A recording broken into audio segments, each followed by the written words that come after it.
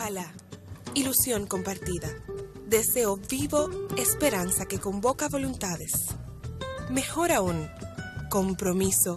asumir ideas, desafíos y ayudar a pensar. Ojalá también es tarea nuestra y suya, convertir ilusión en realidad de bienestar. Con ustedes, despuntando el día, ojalá.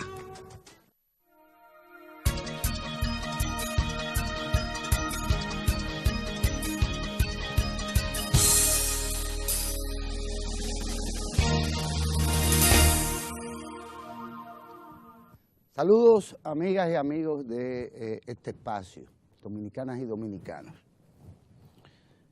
Penosamente, la sociedad dominicana luce nuevamente dividida con respecto a un tema que debería ser el del Código Penal, que de seguro no solo en uno que en otro aspecto debió haber sido discutido más ampliamente, puesto que lo será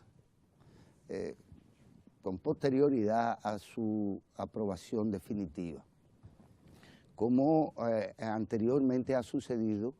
con proyectos que tienen que ver con la modificación de los códigos mismos, de las leyes y de la Constitución, que los debates, las discusiones, la búsqueda de los consensos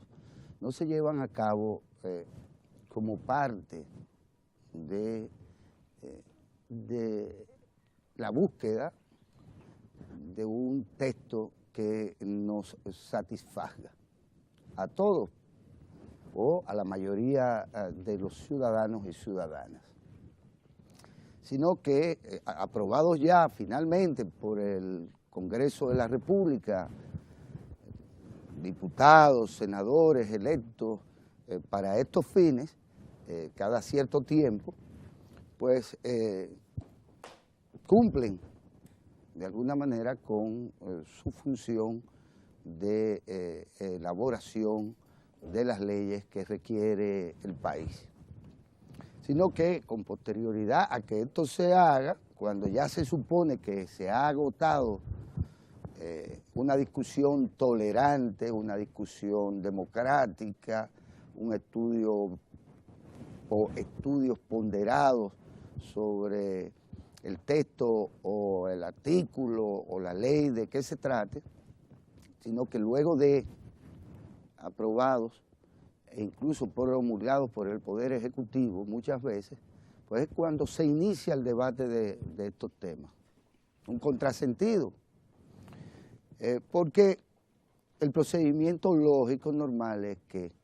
atendiendo a las vistas públicas, atendiendo al tiempo que se llevan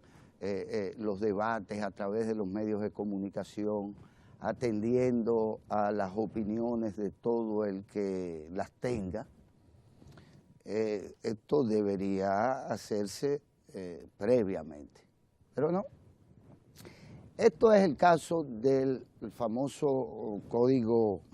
Penal, que desde hace mucho tiempo se viene batiendo, y no solo entre abogados, juristas y especialistas de la materia, sino en medios de comunicación, como es usual. Penosamente, repito, cuando se supone que discutido todo un proyecto, aprobado por el Congreso y enviado desde este poder al Poder Ejecutivo para su observación o promulgación, se supone que en ejercicio además del derecho mismo que le confiere la Constitución de la República a quien ejerza el Poder Ejecutivo, en tanto ese es el ordenamiento jurídico, institucional, legal del país, pues el presidente en ese ejercicio del deber ha hecho las consabidas observaciones a este proyecto aprobado, o a esta ley aprobada por el Congreso, y la ha devuelto con el propósito y con las argumentaciones necesarias, transparentes, con respecto a qué implicaría el que determinados aspectos de este código fueran aprobados. El presidente ha observado esta ley atendiendo primero a consideraciones expuestas en relación a los compromisos que ya son parte del ordenamiento internacional, de convenios, de derechos, de deberes, de acuerdos suscritos por el país en tanto nación, a los que nos tenemos que ceñir. El país no puede marchar hacia una dirección alejado del resto de la comunidad internacional. Hay temas y hay cosas que ciertamente desbordan las fronteras. Por mencionar algunos, no solo el tema en discusión, sino temas que tienen que ver, por ejemplo, con el de los derechos humanos. Ya resulta impensable que cualquier gobernante o cualquier congreso o cualquier institución en la actualidad, pues simple y sencillamente decida obviar por razones de credo o por razones filosóficas o por razones científicas, por los que fueren, obviar que ya la humanidad en tanto tal se dio un determinado marco legal que hay que asumir, se esté o no se esté de acuerdo por una o por otra razón. Pongo el ejemplo de los derechos humanos, porque de lo que se trata finalmente con respecto al tema en discusión que está sobre el tapete, es decir, según entienden algunos, el tema del aborto, que no es lo único que debería estarse discutiendo con respecto a la conveniencia o no del Código Penal, puesto que de seguro dentro de 2 o 3 semanas ya veremos múltiples opiniones con respecto al Código Penal, aunque no necesariamente al tema del aborto, que es el que ocupa en el día de hoy la atención de la prensa y particularmente de las iglesias, tanto de la Iglesia Católica como de las iglesias evangélicas. El tema del aborto está visto en función de las observaciones del presidente sobre el código. Es un tema de derechos humanos, porque en ningún caso se puede pretender imponer una salida a una situación de tipo personal, de tipo individual, que le permite, en función precisamente de los derechos humanos, a cada quien decidir sobre cosas que están llamadas a marcar, a transformar positiva o negativamente la vida de un individuo o de un conglomerado familiar. Bien se ha puesto el ejemplo. Hay quienes pretenden, atendiendo a su propio credo, a sus creencias religiosas, a sus creencias ideológicas o filosóficas, qué sé yo, pretenden que si una mujer, una niña posiblemente, es violada y resultado de esta violación, es decir, del ejercicio de la violencia ejercida contra una mujer embarazada por el violador, por el atacante, por el delincuente, como bien se dice, puesto que esto es lo que es esencialmente un delincuente, un violador, un delincuente, pues que éste se convierta en el feliz padre del niño de la víctima y que la mujer, la víctima, no tenga derecho a decidir si ese es el hijo que ella ha querido tener, no con su marido, no con su novio, sino con quien la atrapó en el camino, ejerció la violencia y terminó embarazándola en contra de su voluntad.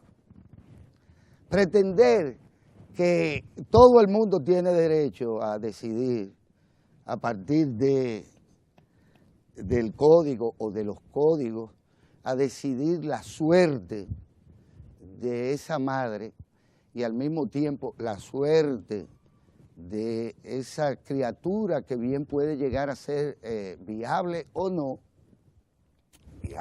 pretender que la mujer no tenga derecho a decidir con respecto a algo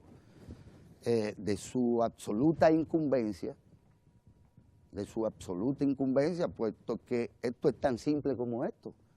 Pónganse en la situación de las niñas, por ejemplo, que han sido violadas por sacerdotes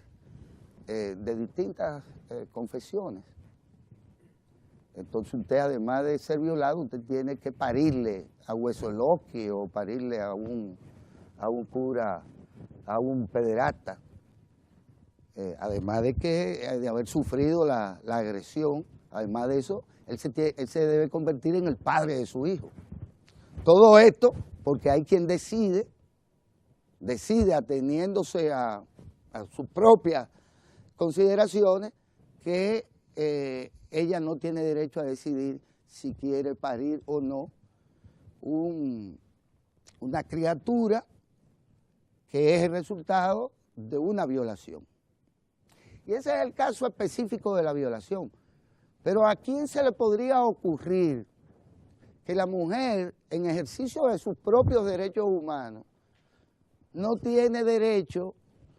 a elegir en situaciones específicas,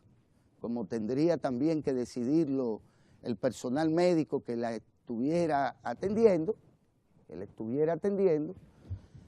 no tiene derecho a decidir frente a una situación en donde se dice o la criatura o el niño, ya sea a los 6 meses de embarazo, ya sea a los 4, ya sea a los 9 meses, que estando en riesgo absoluto y comprobada la vida de la mujer,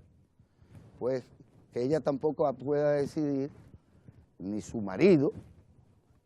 ni su familia, ni el médico pueda decidir si dejamos morir a la madre, se muere ella para salvar a la criatura. Es decir, que se invoca el derecho de una criatura que bien puede ser viable o no, en confrontación de intereses con el derecho de la madre a vivir o no. Entonces, obviamente, en todos estos casos, o en estos casos que hemos mencionado, se podría argumentar que se trata de situaciones extremas, en donde está en peligro la vida de la criatura, la vida de la mujer, o el que usted tenga que parirle a su violador preferido. Y quizás hasta ofrecerle matrimonio.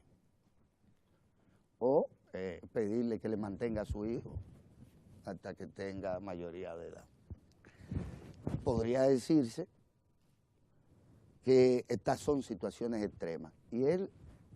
lo que nosotros personalmente pensamos. Qué pena que los temas del Código Penal, que de seguro van a ser discutidos en el futuro, porque todos estos códigos, todas estas leyes, tienen gazapos, tienen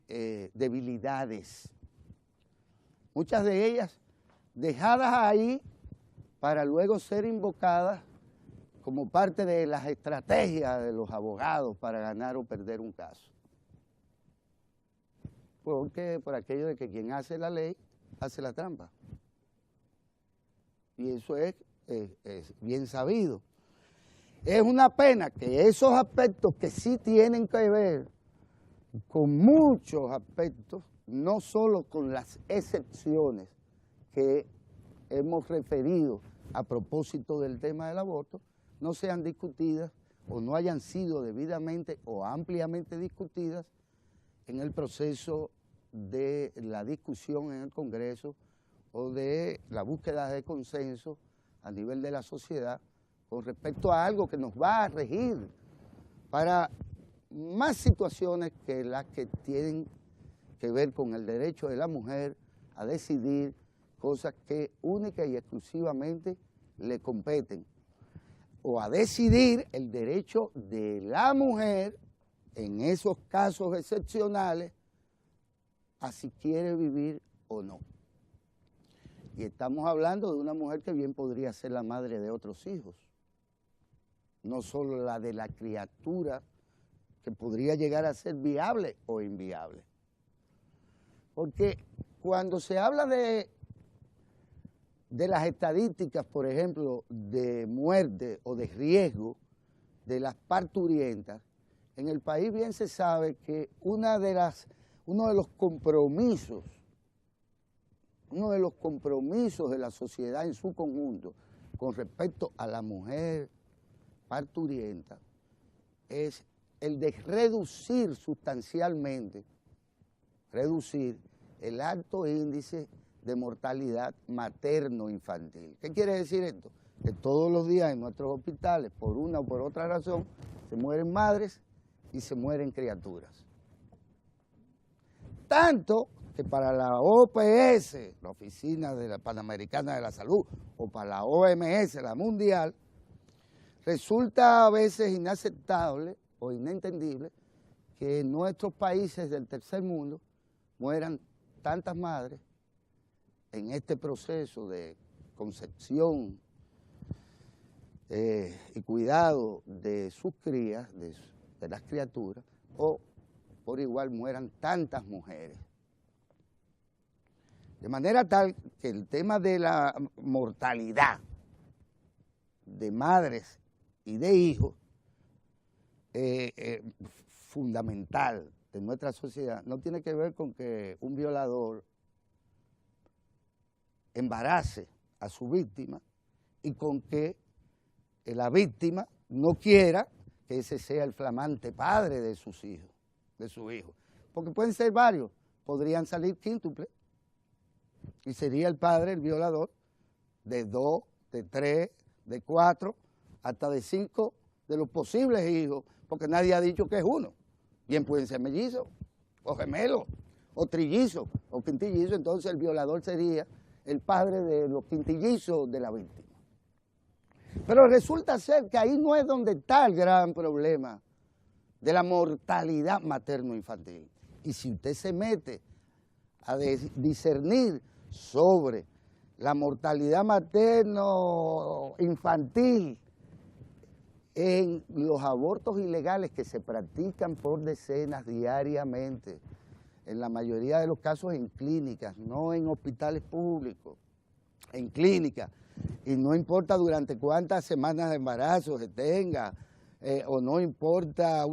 si la madre, resultado del legrado o del aborto, queda inhabilitada para volver a parir o no. Esos sí son casos estadísticamente significativos.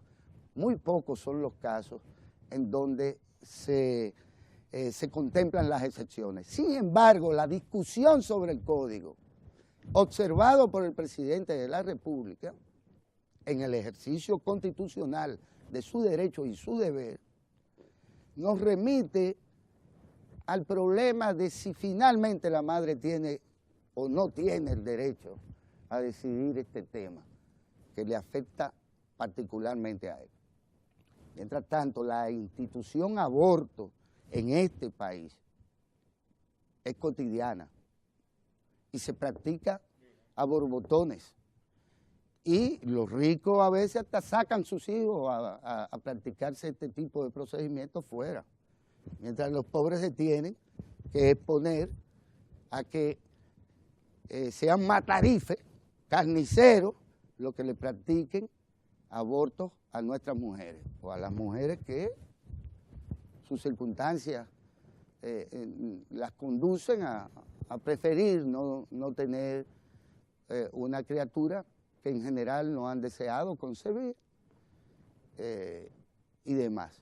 Entonces, ¿qué resulta? Estamos discutiendo el tema de las excepciones, que es lo que observa el presidente para ponernos a tono con la legislación internacional, con los derechos humanos, con una serie de consideraciones con las que bien alguien puede estar o no de acuerdo,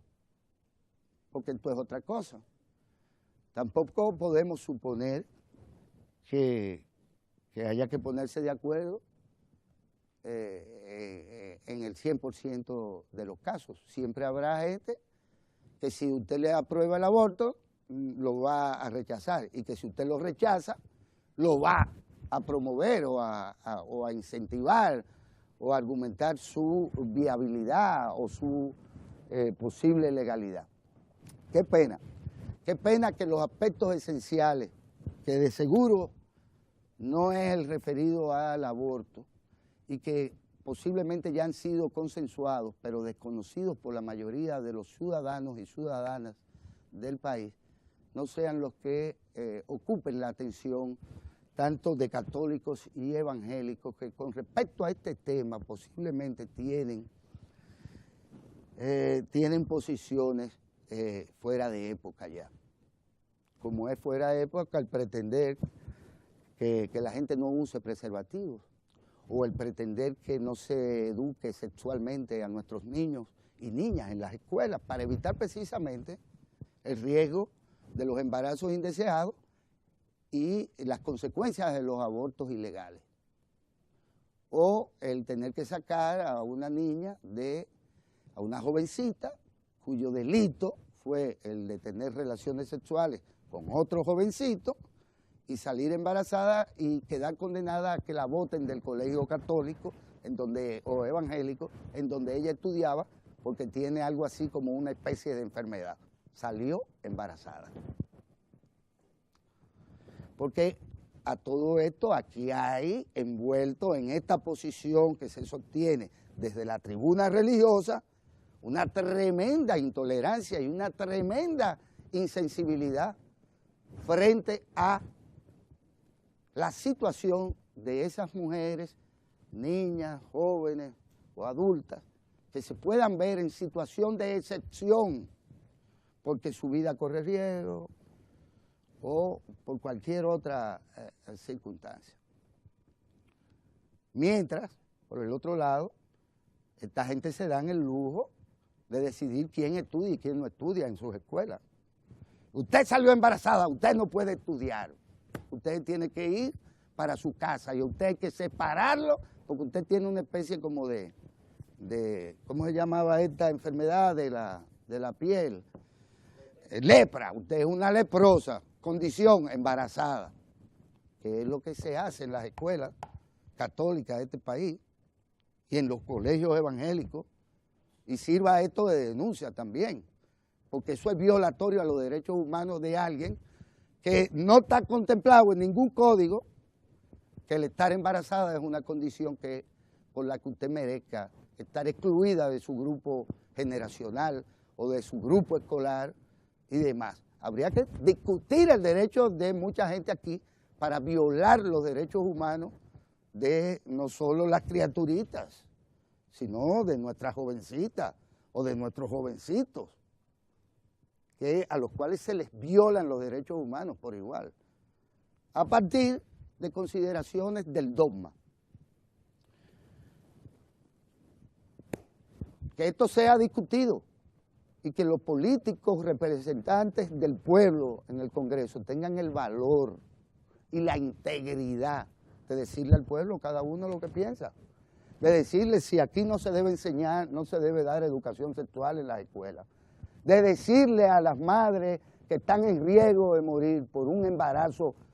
problemático que debe ser resuelto con un aborto terapéutico que se practica en todas partes del mundo, que se lo digan a esas mujeres, nuestros políticos, así como los que dicen representar a católicos y evangélicos, van y amenazan a los políticos frente al Congreso y le dicen, si usted contraviene este principio inviolable, nosotros no lo vamos a dejar pasar ni como regidor, ni como diputado, ni como senador.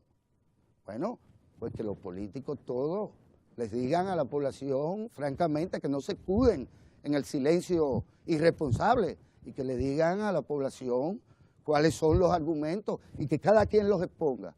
Y atendiendo al ordenamiento democrático institucional nuestro, que le permita al presidente de la República fijar una posición como la fijada, cada quien fije su posición. Pero mientras tanto nosotros entendemos que nadie puede obligar a una mujer a morir por la inviabilidad de un embarazo. Y que el aborto terapéutico es una respuesta ética a la posibilidad de que una madre, no solo de esa criaturita que está en riesgo ciertamente, sino de otros, viva o muera. Nadie puede obligar a una mujer a parirle a quien la ha violado y con quien no quiere procrear descendencia. Nosotros hoy tenemos, como de costumbre, una interesante propuesta para todos ustedes. Se trata de la visita de Santos Basilio, productor de maní, y de Marcelino Antonio, productor de maní, así como de Joely Vargas, quien es el presidente de la Asociación de Maniceros de Partido Dajabón. Fíjense de qué tan lejos han venido nuestros distinguidos invitados de hoy, a quien desde ya damos la bienvenida. Con ellos vamos a conversar sobre esto, que es la producción de maní en Partido Dajabón, y de cómo el presidente de la República pues también llegó hasta ahí, también le ha estimulado a desarrollar esto que es en realidad una cultura que en algún momento desapareció, y habrá que explicarlo también, pero que se retoma en la vía de crear mejores condiciones de vida para nuestros agricultores de todo el país. En breve, con estos distinguidos invitados de hoy en su programa Ojalá del 4.